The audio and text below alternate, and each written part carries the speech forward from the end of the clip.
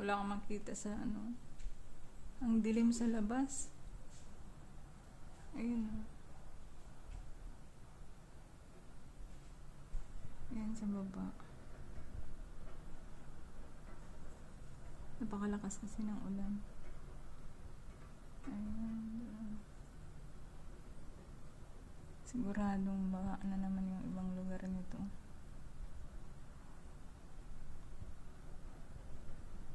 Ayan, napakalakas.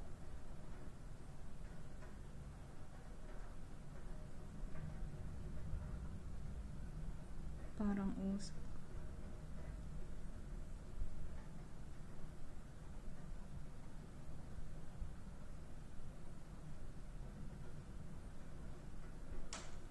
Ayan, nagsisimula na yung ulan.